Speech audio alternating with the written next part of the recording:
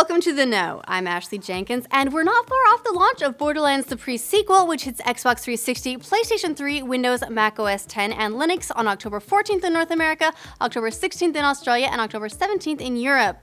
With the looming release in mind, here's what you need to know about the game before you go. Borderlands the pre-sequel was announced earlier this year on April 9th and is being co-developed by 2K Australia, who appear to have done much of the heavy lifting, and Borderlands veterans Gearbox Software. This game is not to be confused with Tales from the Borderlands, another game in the Borderlands universe being developed by Telltale Games for release later this year. Like its predecessors, Borderlands and Borderlands 2, the pre-sequel runs on a cel-shaded modification of Unreal Engine 3, and also like the earlier games, won't have a next-gen release, so don't count on too much of a graphical upgrade this time around, but the developers have done a lot with what they have and really played up the spacey environments with lakes of lava, or something lava-ish, great chasms you can leap across, space bases, and more. The pre-sequel takes place between the events of Borderlands and Borderlands 2, hence the name, and all 4 playable characters have been featured elsewhere within this series. Athena appeared in the Secret Armory of General Nox DLC for Borderlands, Claptrap popped up as a non-playable character in both previous games, and Wilhelm and Nisha both try to squash you as battles in Borderlands 2. Everyone's favorite Borderlands 2 antagonist, Handsome Jack, also features heavily, though still not in a playable capacity. Instead, you're tasked with helping him capture the Hyperion moonbase as he develops into his final villainous form. The gameplay overall is similar to previous games with a few additions and tweaks. Iridium has been replaced by Moonstone, which serves essentially the same function except on the moon, and there are 2 new weapon types in addition to the ones found in previous games.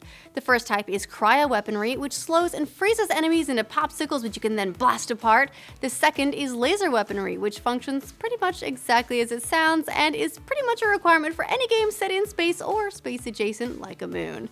There's a new resource to manage, oxygen, or Oz as they call it in-game. As you go through atmosphere-positive environments, your tanks will refill, and then when you're out on the moonwalk, the reserves will slowly deplete. And you can also choose to vent reserves to slam to the ground, damaging nearby enemies, or to get an extra boost out of a jump. Your reserves can be topped up by picking up Oz tanks dropped by enemies, or by standing over certain cracks in the rocks that vent oxygen. The other major change to gameplay is the low-gravity environment. In addition to the obvious impacts, like introducing greater gaps and more opportunities to make soaring jumps, you can also use it in combat, floating above your enemies, shooting them out of the sky, or rocketing down on top of them. The 4 characters playable this time around are Athena the Gladiator, Nisha the Lawbringer, Wilhelm the Enforcer, and Claptrap the Frag Trap. Athena's playstyle is very much focused on her gladiatorial shield called an Aspis, which absorbs damage from bullets and can even absorb elemental damage and then rebound it all back on enemies. She can spec up either as a semi-support character or specialize in inflicting bleeding damage, which builds damage multipliers based on the number of enemies bleeding all at the same time. Nisha is a great character, especially for new players, as her main ability allows her to auto-aim and headshot a ton of enemies all at once, and in classic Western style too.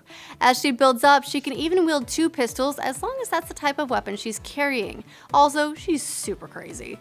Wilhelm may be a good option for solo players, as many of his skills revolve around speccing up his 2 drones, Wolf and Saint. Wolf, the offensive drone, attacks enemies and can level up to using a rocket launcher. Saint, the defensive drone, focuses on buffing and shielding, ultimately overcharging Wilhelm and all players in the party.